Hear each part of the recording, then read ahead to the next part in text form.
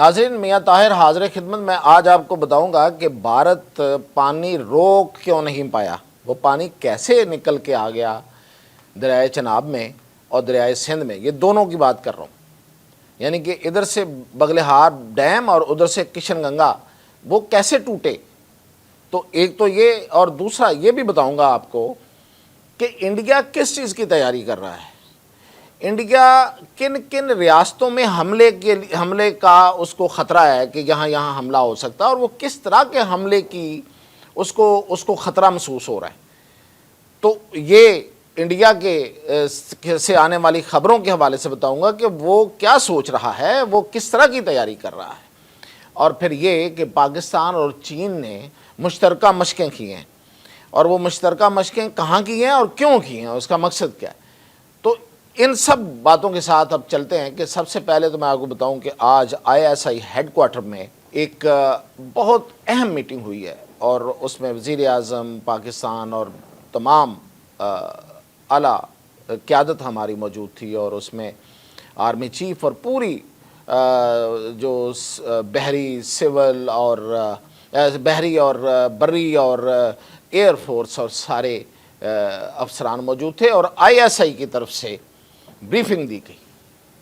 ISI جب briefing دیتی ہے تو اس کا مطلب یہ ہے کہ وہ صرف سرحدوں کی صورتحال نہیں بتاتی، وہ سرحدوں سے بہت آگے کی صورتحال بتاتی ہے، اور آنے والے وقت کی وہ اپنی جو پیش بندی ہے یا پلاننگ ہے اس کے بارے میں بتایا جاتا ہے.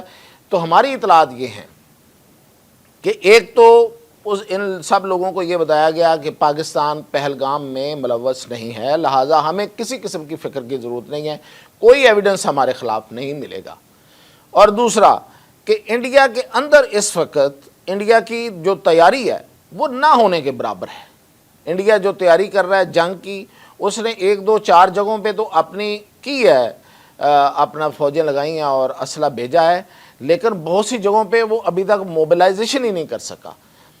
اور دوسرا یہ کہ انڈیا کے اندر ان کی فورسز کے اندر ان کے رینکس کے اندر ایک خوف ہے، اور وہ خوف ایسے نہیں بیٹھا ہوا ہے. وہ خوف اس لیے ہے کہ پاکستان کی جو ہیجمنی ہے ڈیفنس کے معاملے میں اس کو وہ تسلیم کرتے ہیں. اور پھر یہ کہ آنے والے دنوں میں پاکستان کیا پلان کر رہا ہے اس کی خبریں جیسے ہمیں ملیں گی وہ آپ کو بتائیں گے. تو میں اس وقت یہ بتا رہا ہوں کہ انڈیا پاکستان کی طرف سے میزائل اٹیک کا اس کو خطرہ ہے، اور وہ اس کے تحت اپنی تیاری کر رہا ہے. اس لیے یہ کہاں سے پتہ چلا ہے؟ وہ یہ یہاں سے پتہ چلا ہے کہ اس نے جتنی ریاستوں میں، اب اس نے کوئی 25 اپنی ریاستوں میں موک ایکسرسائز یعنی کہ جنگ کی تیاری کے لیے جو مشقیں ہوتی ہیں وہ اس نے آرڈر کی ہیں، اور وہاں پہ کل سے شروع ہو رہی ہیں. اب دیکھیں، اگر موک ایکسرسائز پاکستان میں فرض کریں کہ پاکستان میں ہوتی ہیں تو کشمیر میں ہوتی ہیں تو سمجھ آتی ہے، ادھر بارڈر کے ساتھ ساتھ ہوتی ہیں تو ٹھیک ہے. لیکن اگر ہم یہ کہیں کہ ہم KP میں جا کے موک ایکسرسائز کر رہے ہیں، یا بلوچستان کے ان ڈیپتھ جا کے موک ایکسرسائزز کر رہے ہیں، تو سمجھ میں نہ آنے والی بات ہے. تو یہ پاکستان تو اس لحاظ سے بہت اتنا چوڑا نہیں ہے، لمبائی میں زیادہ ہے. انڈیا تو بہت پھیلا ہوا ایک چوکور کی شکل ہے، اور اس نے ایسے اپنے ریاستوں میں موک ایکسرسائز کروا رہا ہے کہ جہاں پہ ڈائریکٹ کوئی اٹیک کا کوئی خدشہ موجود نہیں ہے. لیکن وہ کون سی ہے؟ مثال میں بتاتا ہوں آپ کو. اب وہ سب سے پہلے تو اب چلتے ہیں ہم میزورام، جہاں پہ علیحدگی کی تحریک چل رہی ہے، ناگالینڈ علیحدگی کی تحریک چل رہی ہے، منی پور علیحدگی کی تحریک چل رہی ہے. یہ جو ریاستیں ہیں ان میں جو موکس کروا رہا ہے یہ بیسیکلی وہاں سے اس کو خدشہ ہے کہ اس کے خلاف لوگ نہ اٹھ جائیں، جو وہاں کے لوگ ہیں وہ اٹھ کے کہیں پیچھے سے حملہ نہ کر دیں. یعنی کہ ان ریاستوں سے اٹھ کے لوگ جو ہیں وہ اگر کوئی جنگ کی صورتحال بنتی ہے تو وہ آرمی پہ حملے نہ کر دیں. تو اس لیے وہاں پہ مشقیں جو ہو رہی ہیں اس کا مقصد یہ ہے کہ وہاں پہ آرمی کی جو ہے ڈپلائمنٹ کرنی ہے انہوں نے. اچھا جی، اب مہاراشٹر ہو گیا. یہ مہاراشٹر جو ہے ممبئی، یہ تو سینٹرل انڈیا ہے، ہاں سمندر کے پاس ہے. تو اس کا مطلب کہ اس کو خدشہ ہے کہ سمندر سے کوئی چیز آ جائے گی.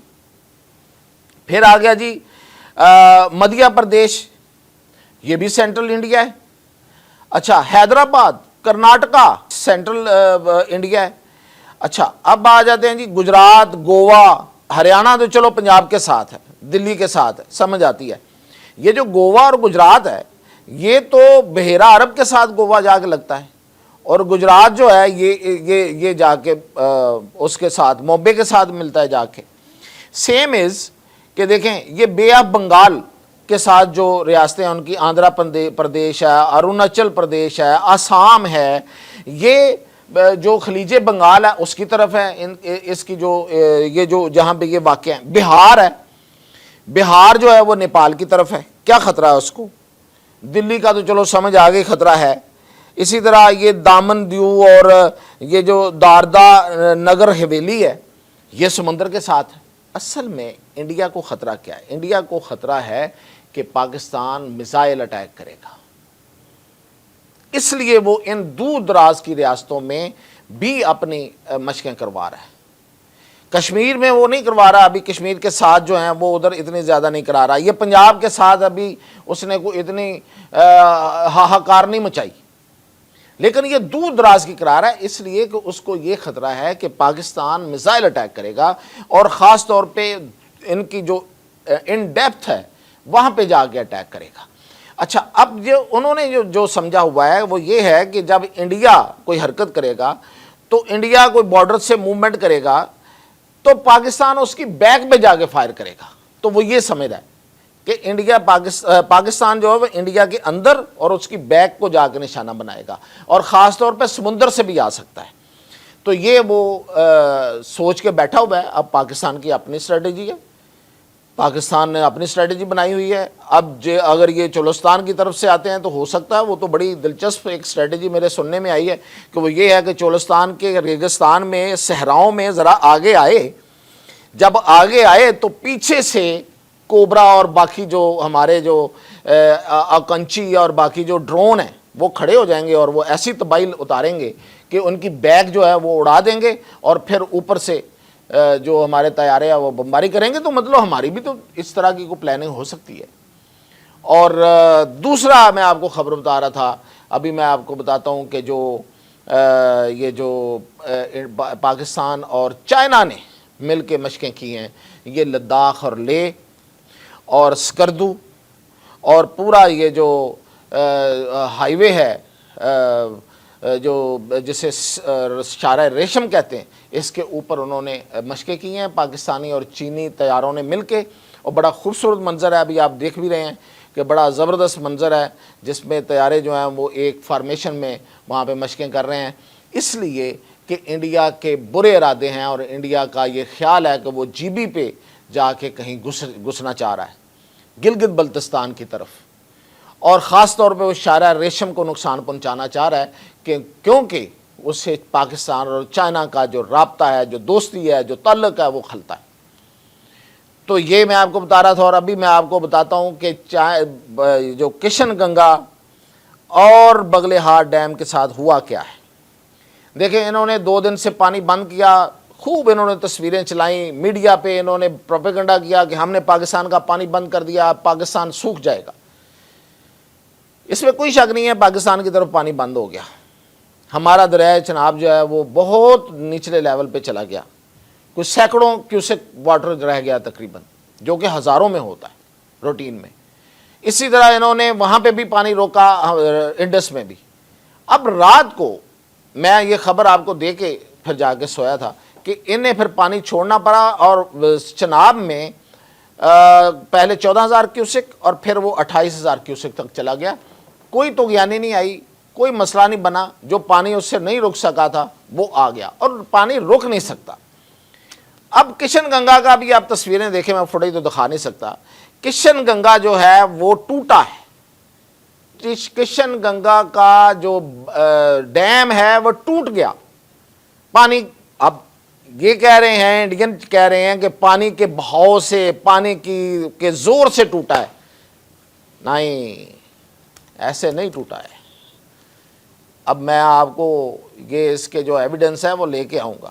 ایسے نہیں ٹوٹا ہے کچھ ہوا ہے وہاں پہ کوئی چیز لگی ہے وہاں پہ. اگر آپ اس کی فوٹیج جو انڈین چینل دکھا رہے ہیں اس کے 2-3 اینگل ہیں، اس کو غور سے دیکھیں تو اس میں کوئی چیز لگی ہے، تو وہ بھی ٹوٹ گیا، اور دیکھیں ان کی ساری امیدیں ٹوٹ گئیں۔